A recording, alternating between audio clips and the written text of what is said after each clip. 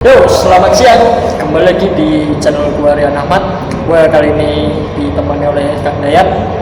Jadi setelah selesai jam kuliah, gue sama Kang Dayat pengen bikin satu konten ya yang Kang Dayat pengen ngebahas soal apa Kang Dayat? GP Silverstone kemarin tuh Terjadi sama siapa? awalnya ada suatu kecelakaan accident diakibatkan pada rider MotoGP pas di lintasan setar ada yang kecelakaan namanya tuh Marquez yang kemarin crash ya. Kemarin crash. Jadi rider idolanya Kang Dayat, Marquez itu crash. Dan setelah saya mencoba mengapa kok enggak saya pilih Marc Marquez untuk bertahan di lintasan dan mendapatkan gelar juara atau podium. Nah, alasan itu sudah tepat akan terjadi hal yang seperti kemarin, Seperti beramal. itu sudah membuat diri saya percaya bahwa ini akan terjadi yang seperti kemarin, celaka mati. Jika menangkan akan terjadi atau tidak saya masih ragu itu, Mas. Ternyata terjadi.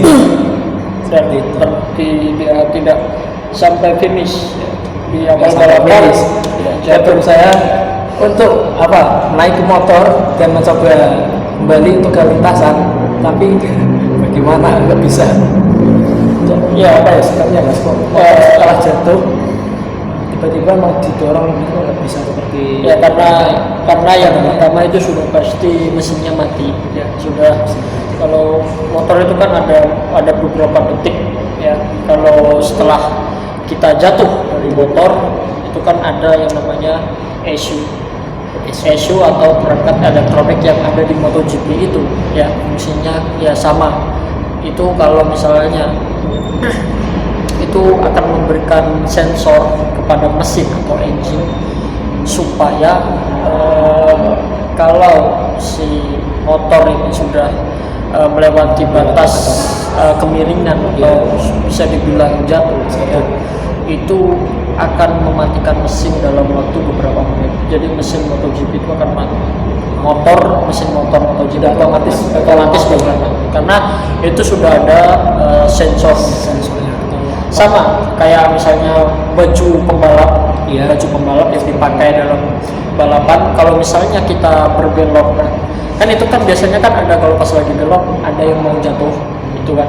Nah itu kan langsung airbag atau kayak ada kayak pelampu kayak pelampu di dalam bajunya, airbag itu kan kalau misalnya kita mau jatuh itu dia akan langsung ngembang dengan sendirinya, karena itu juga sudah baju pembalapnya itu sudah dilengkapi oleh airbag yang ada sensor. Jadi jika si pembalap saat memasuki tikungan dia tidak duduk di jok, itu dia akan sensornya itu akan bekerja di sini. Di sini ada sensor warna merah, fungsi merah sama jok. Jadi kalau merah itu kan dia tidak duduk di posisi jok motor. Tapi pada pembalap rider yang lain pasti itu sama semua. Jadi sekarang sudah dilengkapi oleh sensor-sensor itu. Jadi mesin motor MotoGP itu yang saya tahu yaitu akan membuat mesin itu mati secara seketika gitu. Itu sudah dibuat aturan seperti itu ya, sudah tidak bisa nyalakan lagi, sudah settingannya seperti itu ya. Jadi memang gunanya elektronik ya ada plus minusnya ya. Plusnya ya seperti itu, jadi lebih banyak memudahkan kita lah.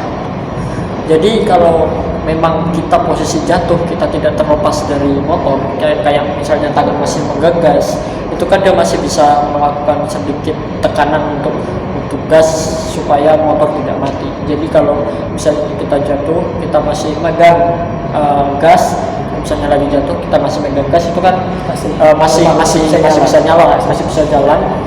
Ya cuma ya itu hanya dari sisi kayak penampilan motor mungkin yang kurang sedikitnya kayak rem mungkin itu Ada yang sudah ada yang bermasalah, mungkin kurang tidak stabil seperti yang tidak stabil sebelum jatuh. bukan sebelum jatuh. Nah, jadi jatuhnya Marquez ini ya itu yang pertama awalnya itu dari saat si siapa Jorge Martin itu mengambil jalur dalam dari si Marquez, dan itu kalau saya bilang ya itu tidak salah, cuma yang salah nggak ada yang salah sebenarnya ya. Cuma ya sedikit si Jorge Martin ini kan pas dia nyalip dari dalam itu kan ngenain lengannya Marquez itu kena sedikit jadi sedikit apa geser, agak sedikit goyang. Dia kan kayak langsung kaget karena misalnya saya nyalip dari sisi dalam terus saya senggolkan daya kan otomatis kan kaget ya kan? Nah dia kaget, dia juga agak sedikit marah karena kalau balapan disenggol itu kan ya kan konsentrasi juga ketenangan karena itu sangat baru saja start baru saja itu kan masih ramai kalau misalnya dia jatuh kan yang belakang juga kan bisa gitu. Terus si Marquez akhirnya membalas di 2 tikungan berikutnya ya, di tikungan Chicken ya, dia langsung masuk lewat dalam dan mengenai Jorge Martin hingga jatuh, dan itu memang kalau saya bilang tidak sengaja, memang cuma itu seharusnya tidak perlu dilakukan. Kalau memang dia salah satu pembalap top juga itu sebenarnya tidak perlu dilakukan oleh sosok si Marquez ini seharusnya tidak perlu melakukan hal itu lah. Itu kalau dari saya ya ini tidak sengaja, kita nggak tahu orang itu harus menerima ya, seharusnya sebetulnya dia kan hanya ingin menunjukkan kalau dia itu bisa menyalip lebih baik, ternyata malah mengenai si Jorge Martin. Akhirnya si Marquez kehilangan traksi ban depan, terus dia jatuh mengenai si Jorge Martin ini. Jadi dua pembalap itu langsung keluar lintasan dan si Marquez ini motornya nggak bisa nyala. Tapi si Jorge Martin sempat nyala sebelumnya, tapi ada sedikit problem ya sama motornya. Akhirnya dia memilih untuk masuk ke pedok dan tidak meneruskan balapan, dan dia juga sangat marah kepada Marquez. Kenapa? Karena ya itu dia disenggol, dia jatuh, dia kehilangan poin. Karena kalau saya bilang gitu si Jorge Martin juga punya kans besar untuk meraih podium juga sebetulnya, walaupun di sini Ducati agak sedikit hancur, nggak punya apa-apa, nggak punya feel yang bagus, cuma beda lah bisa setidaknya sudah ada lagi di top 5 atau posisi 5 itu kan lumayan ya, kalau saya bilang ya. Cuma ya itu, tapi si Marquez sayangnya ya melakukan sesuatu hal yang sangat ya kalau saya bilang sangat ceroboh, tidak perlu dilakukan pada sesuatu yang sebelumnya banyak sekali ya Mas yang terjadi rider itu.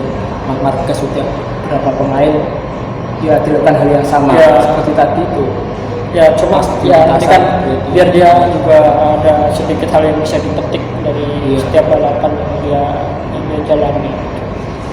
Terus untuk MotoGP di Aragon di minggu depan Aragon saya kira malah di Misano, ternyata Aragon saya kira di Misano Mas prediksi dan di Misano. Nah ternyata pas saya lihat lagi jadwalnya di Aragon. Kemarin pas saya coba lihat, saya kira di bisa masih itu udah pasti di Aragon udah tepat Mas. Dan di sana finalis resmi comeback bersama tim Aprilia menggantikan dari Lorenzo Savadori. Pembalap idola saya kembali. Ya, jadi di sini saya juga mau sedikit membahas tentang Maverick Viñales. Oke, jadi Maverick Viñales ini dia kan sempat melakukan tes di MotoGP setelah MotoGP Silverstone hari Senin kemarin itu dia melakukan tes Selasa Selasa kemarin sama hari Rabu. Kita tanggal 31, Itu hari dia tanggal mulai 31 sama tanggal 1. ya, mulai ngetes motor Aprilia. stabilnya berapa Dan saya lihat Aprilia cukup apa ya? Kalau saya bilang cukup baik. baik. Nah, Ya, jadi komentarnya juga positif dari Marco Vinales. itulah, Dia seperti itu dia mengatakan bahwa motormu cukup baik di tikungan, bahwa bahkan ya, saat keluar tikungan jauh lebih baik daripada motor sebelumnya yang dia pakai kayak Yamaha ya. Jadi sudah jelas perbandingannya. Bahkan dia mencatatkan waktu 1 detik 33 second ya. Dan Koma sedikit saya ingin 33. mengulas kemarin telah saya buka event MotoGP tahun 2021 bahwasanya selain itu dari tim Yamaha yang pindah di tim apa tadi Aprilia itu kan ada pemain lama yang mana dia dulu masuk di tim apa Ducati ya yang namanya siapa itu juga masuk di MotoGP tahun ini saat ini Ya, di dari siapa itu? Dovizioso itu pasti bakalan tampil atau kapan itu mas? Ya, itu pasti dia tampil tapi kan tim yang berbeda di tim pabrikan yang berbeda. Petronas Yamaha. Jadi sudah Nah, resmi nanti dia akan balapan di ini apa di Misano. Misano. Jadi setelah Aragon nanti. Jadi Misano, terus dia bisa balapan di sana nanti. Terus si muridnya Valentino Rossi, Franco Morbidelli naik ke pabrikan menggantikan Maverick Vinales. Terus si siapa Petronas ini memakai jasanya Andrea Dovizioso. Ini kalau menurut saya pribadi ini cukup win-win solution lah. Karena sebuah Yamaha sekarang kan lagi apa ya, kalau saya bisa bilang itu agak sedikit kacau ya. Karena di video saya sebelumnya saya juga sudah sempat membahas permasalahan sebenarnya yang ada di Yamaha, juga sudah saya sempat bahas itu juga. Nanti kalau mungkin dari kalian belum nonton bisa nanti dengan di deskripsi. Jadi tidak mau saya bahas lah soal masalah Yamaha ini, karena ya sudah tahu lah masalah Yamaha ini sebenarnya kenapa dan ada apa untuk masalah motor dan masalah dari tim Yamaha ini. Karena kalau saya lihat banyak postingan-postingan yang kalau saya bilang kontra banget sama yang saya tangkap gitu. Karena ada beberapa postingan yang menyebut bahwa pembalap lainnya itu nggak bisa bekerja. Dan saya agak sedikit menyangkal itu, karena pembalap lainnya seperti selain Fabio Quartararo ada si Valentino Rossi, Maverick Vinales, terus Franco Morbidelli. Ini kan mereka tetap pembalap Yamaha kan. Ya, mereka tetap pembalap Yamaha dan tentu mereka punya andil, punya kerja, punya hasil, walaupun tidak usaha, walaupun tidak sebesar kayak hasilnya Fabio Quartararo. Walaupun Quartararo kan sudah menang 5 kali ya kalau nggak salah, 5 atau 4 kali nggak tahu, kayaknya sih 5.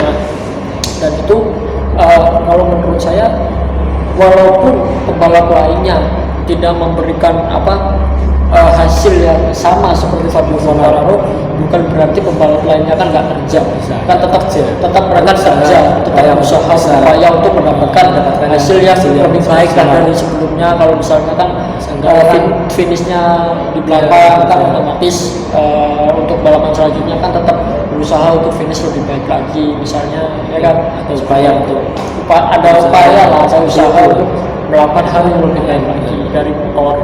Karena yang kita tahu kan Yamaha ini punya segudang banyak masalah juga sama motornya, termasuk pada masalah ban. Itu kan menjadi momok yang sudah sering saya dengar yang ada di Yamaha ini.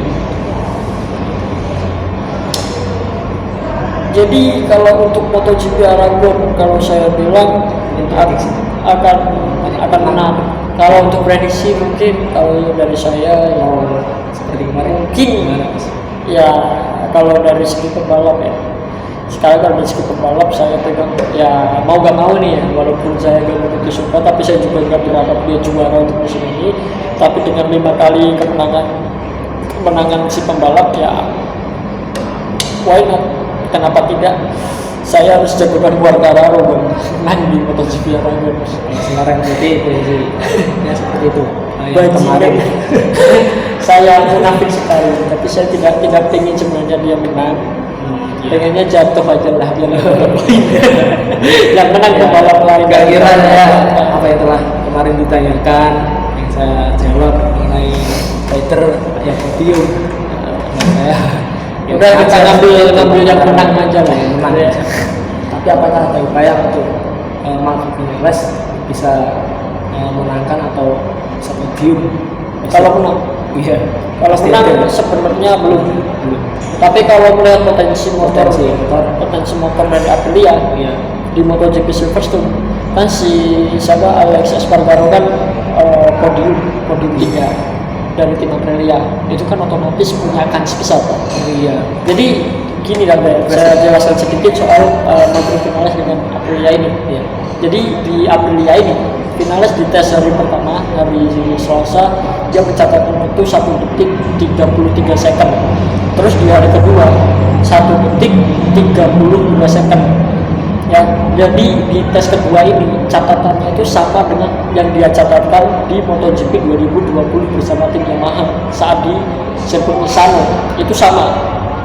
Ya, sama-sama 1 detik 32 second. Itu sama dengan yang dicatatkan oleh Maverick Vinales di MotoGP Misano 2020 pas dia masih menang di Misano ya tahun lalu. Jadi si Vinales ini kalau saya bilang juga kalau untuk Aragon prestasinya memang kurang sih kalau bisa bilang di Aragon. Cuma kalau dari segi motor ya, motor Aprilia ini masih saya bilang inkonsisten, belum 100% konsisten. Jadi masih dalam tahap berkembang. Jadi belum bisa dikatakan konsisten. Apa tahun ini dia minta ke apa itu turun ke Aprilia? Nah, bisa dibilang turun kasta lah dari Yamaha itu kan tim papan atas terus turun ke Aprilia tim papan bawah itu kan turun, bisa dibilang kalau saya sebut turun kasta. Nah, tapi walaupun turun kasta bukan berarti potensinya itu nggak ada. Potensinya tentu ada, pasti ada. Karena setiap motor di MotoGP itu kan tetap punya potensi, punya kelebihannya masing-masing kan. Yamaha punya kelebihan di speed corner atau tikungan cepat, Aprilia punya keunggulan atau punya keuntungan di track lurus, ya kan? Itu kan kelebihan. Ya, jadi Ducati sama Aprilia ini kalau saya bilang udah beda jauh, replika. Jadi Aprilia ini replikanya motor Ducati kalau saya bilang. Kenapa? Karena hampir sebagian yang dimiliki Aprilia sekarang itu kurang lebihnya bisa dikatakan mirip dengan Ducati. Jadi ya 11-12 lah sama Ducati. Jadi apa yang dimiliki Aprilia sekarang itu kurang di entry corner atau pas mau memasuki tikungan. Itu yang di situ yang masih kurang di Aprilia menurut Maverick Vinales. Pas dia melakukan tes di Misano hari Selasa kemarin sama hari Rabu. Itu dia mengatakan bahwa saat memasuki entry corner motornya masih sering goyang. Pas sebelum masuk masih ada sedikit guncangan di area depan atau ban depan, itu agak sedikit bermasalah. Kalau kita terlalu kencang bisa terjadi crash atau jatuh. Jadi itu yang harus diperbaiki oleh tim Aprilia saat ini. Karena kalau saya lihat Aprilia di Silverstone di tikungan-tikungan cepat lumayan kencang. Bahkan di track lurus pun bisa dibilang cukup bagus. Terus untuk akselerasi saat keluar tikungan bahkan jauh lebih baik daripada Ducati kalau saya bilang, jauh lebih baik dari Ducati. Kenapa? Karena tim Aprilia ini kan lagi berkembang, lagi proses, ya kan, masih satu podium. Jadi saya masih belum mengatakan tim ini konsisten. Mungkin kalau dia bisa meraih podium berikutnya dan berikutnya lagi sampai seri MotoGP 2021 ini selesai, mungkin saya bisa mengatakan bahwa tim Aprilia ini cukup konsisten dari tim lainnya. Ya kalau dari saya satu mungkin untuk Aragon ya Fabio Quartararo, terus yang kedua yang paling mungkin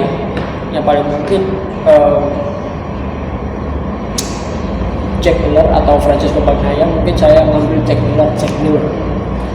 Terus yang ketiga mungkin Marc Marquez karena punya prestasi bagus juga di sini. Jadi saya bisa masukin Marquez di posisi podium, tapi nggak tahu lah. Karena kan karena saya nggak tahu juga ya. Karena dengan kondisi cedera kan agak sulit. Ini kayak agak lumayan lebih mudah juga ya pada lintasan, nggak seperti kemarin. Tapi kalau saya bilang mendingan yang kemarin. Nah, kalau saya bilang kan pendapat orang beda-beda. Kalau dari saya Aragon jauh lebih sulit karena lebih banyak tikungan tajam kayak tikungan ya belakangnya stop and go. Kalau saya bilang. Kalau menurut Kang Dayat prediksinya mana? Kalau saya kan Fabio Quartararo, Jack Miller, sama Marquez. Kang Dayat 3 pembalap, 1-3 pembalap, 1 ya termasuk yang menang di lintasan waktu tim first tour itu tetap Quartararo. Yang kedua 2 tim dari Ducati. Siapa? Yang ketiga Francesco Bagnaia. Yang ketiga memang seperti itu. Yang ketiga Marquez. Iya. Jadi saya sama Kang Dayat kurang lebihnya sama. Cuma bedanya yang mengisi podium kedua. Saya Jack Miller, Kang Dayat Bagnaia. Terus pemenangnya masih tetap sama Fabio Quartararo. Saya juga sebenarnya nggak mau sih masukin Quartararo ya, tapi ya mau gimana lagi karena yang paling mungkin ya kita bicara kenyataan yang faktanya kalau saya mau masukin pembalap lain nggak mungkin kayak Joan Mir kan nggak mungkin masa ya kan seperti itu kayak kurang aja karena yang kita dapatkan memang yang paling mungkin hampir 90%, 90% hampir 100%, 90% kemungkinan memang Fabio Quartararo yang paling mungkin pasti ada suatu upaya untuk melintasi kemenangan seperti kemarin. Oke, itu saja mungkin ya dari saya sama Kang Dayat ya. Sedikit penjelasannya mungkin yang belum ada sempat nonton MotoGP, kalian bisa nonton highlightnya di YouTube banyak ya, nggak perlu dicantumin di link deskripsi. Oke. Mungkin cukup sekian dari kita karena sudah 22 menit panjang sekali. Jadi agak menarik ya. Mungkin kalau nggak di video mungkin bisa 1 jam kita serius. Kalau tidak di video sama Kang Dayat mungkin tidak bikin konten ini. Saya sama Kang Dayat kalau ngobrol MotoGP bisa lebih dari 1 jam atau mungkin 2 jam. Itu fakta bisa sendiri. Saya tanyakan langsung benar apa tidak Kang Dayat? Iya seperti itu benar. Saya kemarin pas bikin kontennya kemarin dari konten udah saya cek ya. Yang pembahasan awal kita kan ya memang menarik gitu. MotoGP kalau dibahas lebih mendalam memang menarik. Contoh kontennya kemarin itu yang gue sama Kang Dayat ini kan 15 menit itu sebagian konten, terus sisanya saya ngobrol sama Kang Dayat sampai 4:30. Untuk bayangin tuh saya sama Kang Dayat bikin komen 4:30, terus saya ngobrol lagi sama Kang Dayat sekitar sampai 4:30. Saya balik dari kampus 4:30, jadi agak sore. Bayangin aja ngobrolin MotoGP sampai segitunya. Okay, thanks for watching this video. Thank you very much. Ciao.